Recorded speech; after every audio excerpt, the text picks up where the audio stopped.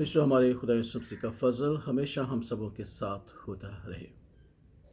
ईश्वर हमारे खुदा यीशु मसीह की पैदाइश और हमारे खुदा यीशु मसीह का मुजस्सम होना नहायत फजीलत का बायस है।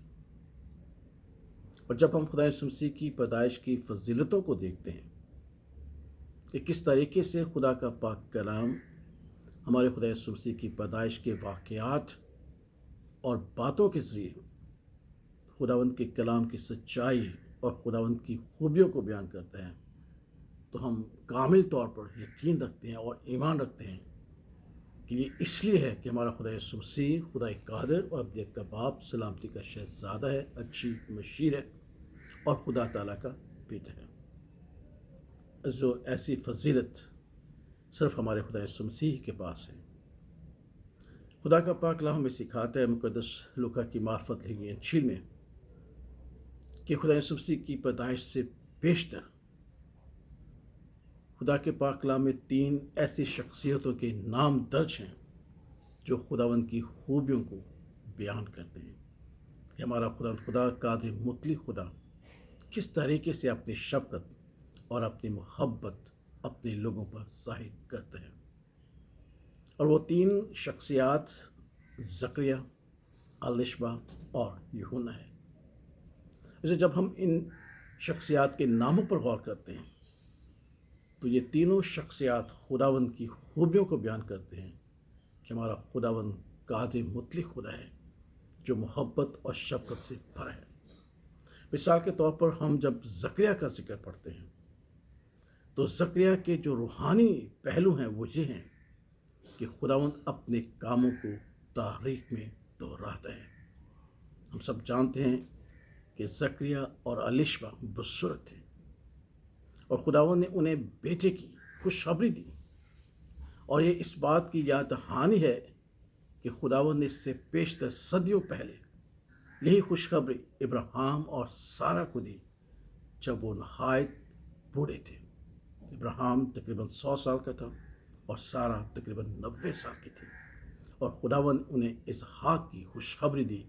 और हमारा खुदावंद खुदा कादिर मुतलक खुदा उसी बात को दोबारा दोहराते हुए ज़करिया और अलिशबा को खुशखबरी देता है कि तुम्हारा बेटा होगा।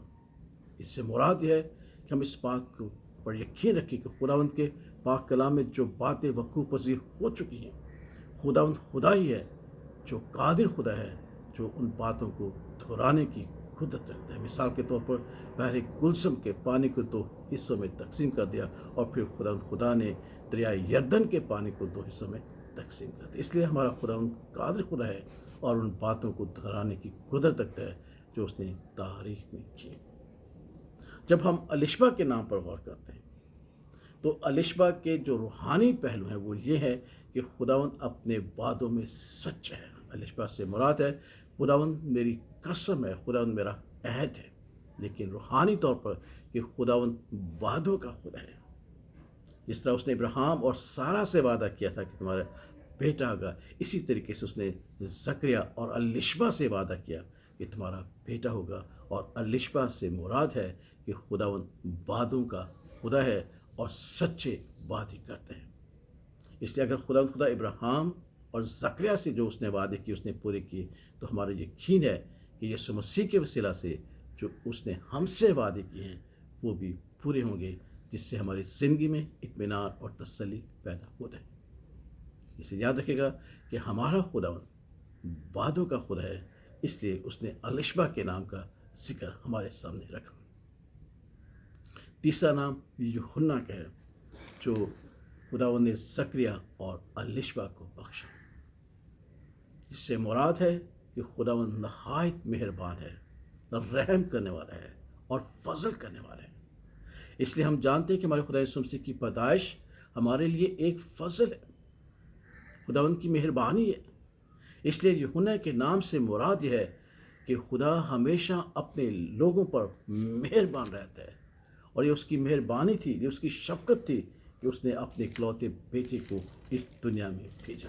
इसलिए खुदावंद का पाक कलाम हमें सिखाते हैं कि शरीयत तो मूसा के वसीला से हमें मिली, अहकामात खुदावंद ने मूसा के वसीला से हमें बख्शे, लेकिन फजल और सच्चाई ہمارے خدا یسوع مسیح کے وسیلہ سے ہم تک پہنچے اور ہم نے فضل پر فضل پایا۔ اس لیے یوحنا کے نام کا مطلب ہے کہ ہمارا خدا جس کی ہم پرستش کرتے ہیں وہ پر فضل ہے، ہم پر رحم کرنے والا ہے، کیونکہ اس نے اپنے بیٹے ہمارے خدا یسوع مسیح کے وسیلہ سے ہمیں فضل بخشا ہے، اور کلام ہمیں سکھاتا ہے کہ ہم نے فضل پر فضل حاصل کیا۔ اس لیے مقدس پالوس رسول کو خداوند نے کہا کہ میرا فضل تیرے لیے کافی ہے، کیونکہ خدا کا پاک ہمیں سکھاتا ہے کہ ہمیں جو نجات ملی ہے، جو رہائی ملی ہے، جو خوشی ملی ہے، وہ فضل ہی کے ذریعے سے ملا۔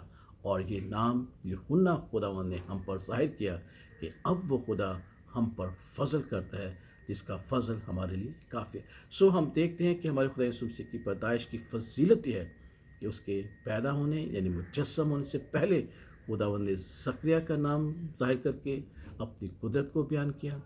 خداوند نے الشبا کے نام کو ظاہر کر کے اپنے وعدوں کا یقین دلایا، اور خداوند نے یوحنا کے نام کو ظاہر کر کے کہا کہ میں خدا تمہارا خدا تم پر مہربان ہوں اور پرفضل ہوں، میری مہربانی، میرے رحم اور میرے فضل میں زندگی بسر کریں اور اپنی زندگی میں اطمینان اور تسلی پائیں کہ میں محبت کرنے والا خدا ہوں۔ سو آئیے اس کرسمس پہ جو پیغام ہے کہ خدا ہمارا محبت ہے اور ہم سے محبت کرتا ہے اور قدرت رکھتا ہے، قادر ہے، اور وہ ہمیشہ اپنے وعدوں میں سچا۔ خدا اس کلام کے وسیلہ سے ہمارے ایمان کی تقویت اور ہماری خوشیوں میں ہمارے ساتھ ہو، تاکہ ہم ہمیشہ خدا ان کے اطمینان اور تسلی میں زندگی بسر کرتے ہوئے کرسمس کو سیلیبریٹ کر سکیں۔ خدا ان کی برکت ہم سب پر ہو، آمین۔